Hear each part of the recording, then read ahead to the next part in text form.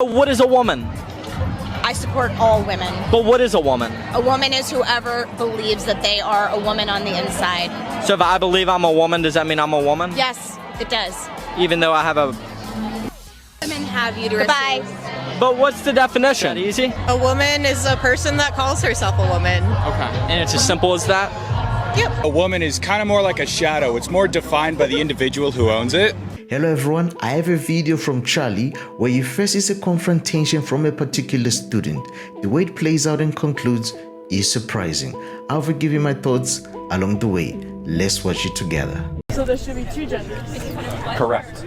Let me ask you a question. Do you think a child, when they're born, should be raised in a certain mold, or do you think that child should be able to determine what gender it is as it grows up? I think that child should be allowed to determine what gender that they define by. So if a child is born with an XY chromosome as a male, you shouldn't raise that as a son. You should allow that child to discover whatever it is. Yes. Okay, that's you and They I. should be allowed to define themselves and define who they want to be seen as. Okay, so do you think there's differences between men and women? Yes. There are biological differences between men and women. But so then what would you would say to a child that's born, you're not going to raise it as a son or as a daughter, you allow it to discover itself. So sons should be allowed to have dolls, and, whatever, and whatever happens. Yes.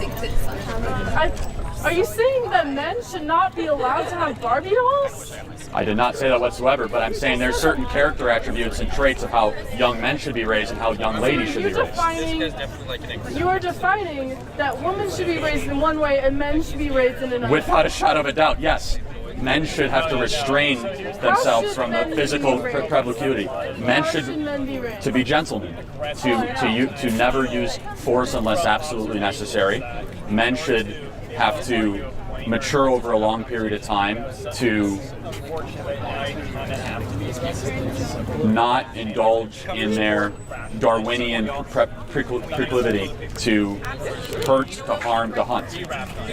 And women who are more biologically likely to be nurturers and caretakers should be taught to be ladies from a young age. That's biologically consistent. So, and stay at home. No, if women want to do something different, that's fine. However, the data shows when men and women are presented with equitable choices, women are much more likely to, you should send that to Venezuela, I don't have that there.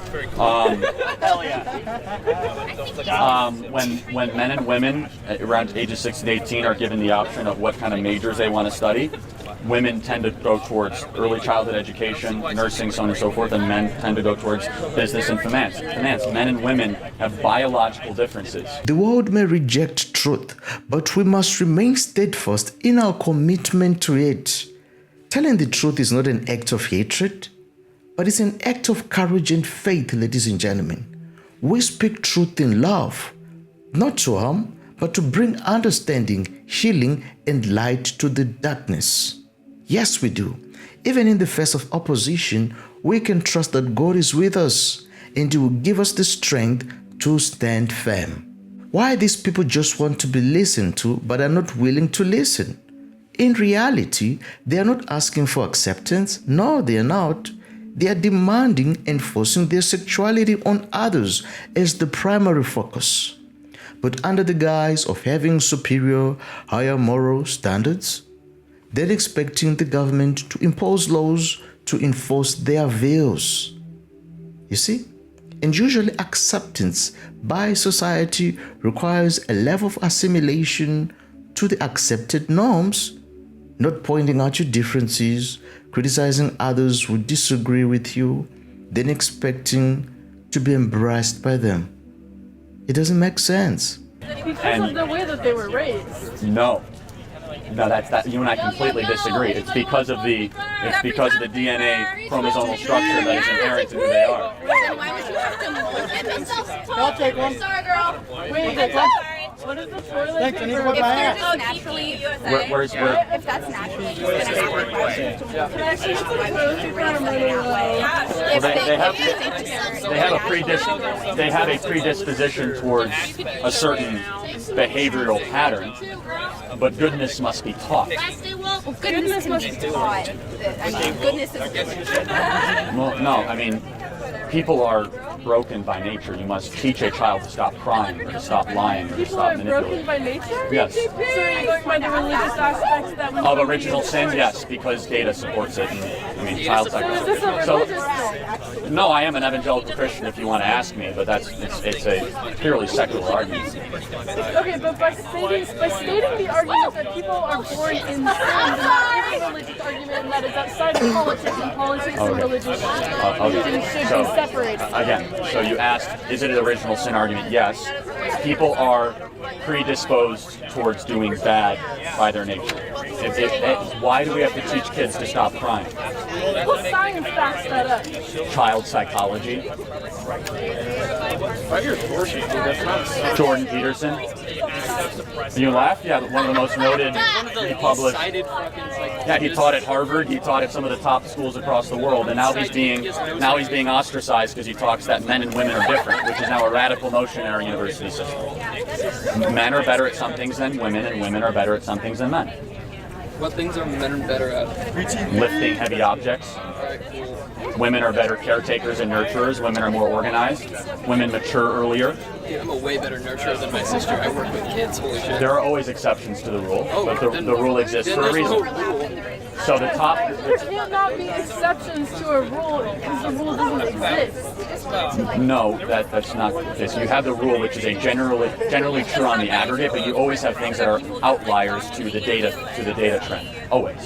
So when you say that men are typically better physically positioned than physically gifted than women, that's true. I mean, if you look around. I'm sorry. Say that again? That men are usually stronger physically than women, that is true. The data supports that. Are there women that are stronger than men? Of course, that's an exception to a rule. That's called an outlier to data.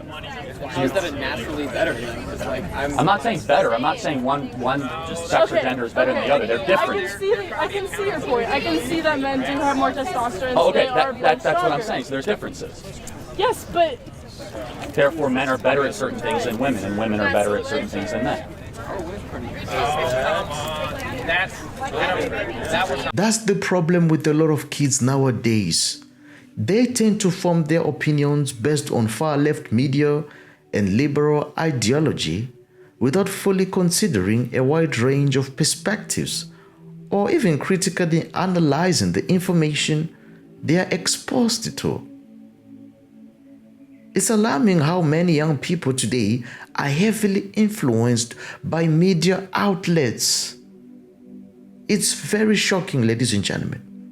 Social media platforms and ideologies that often promote a one-sided narrative.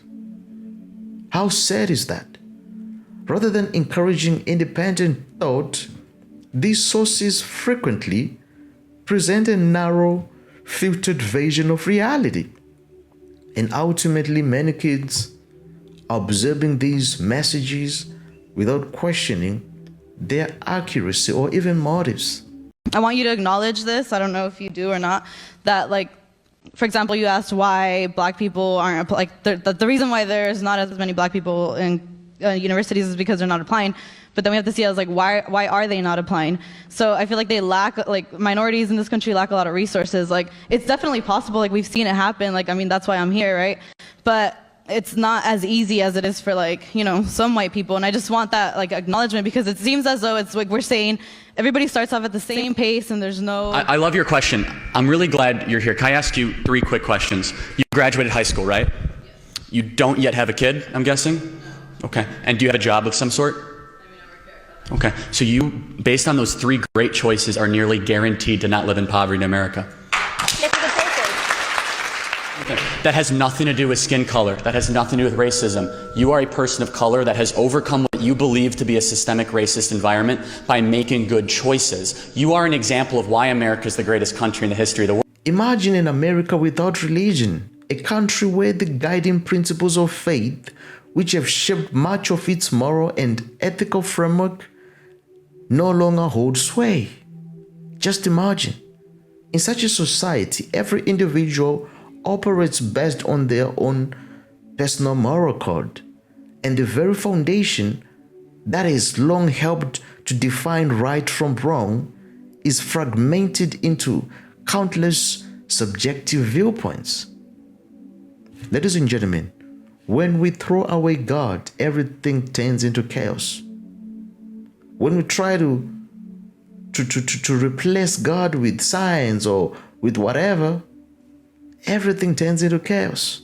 To conclude, sharing the gospel of Jesus Christ is profoundly positive endeavor that changes lives, ladies and gentlemen. It promotes love, justice, hope, truth, and aligns with God's will.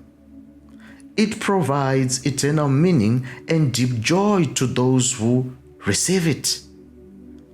Ultimately, it stands as the greatest gift to humanity, creating lasting impact in the lives of individuals and entire communities, and reflecting God's heart in everything it touches. So, if you enjoyed this video, be sure to click on the next one, and don't forget to like, to comment, and to subscribe. I will see you again next time. Bye for now.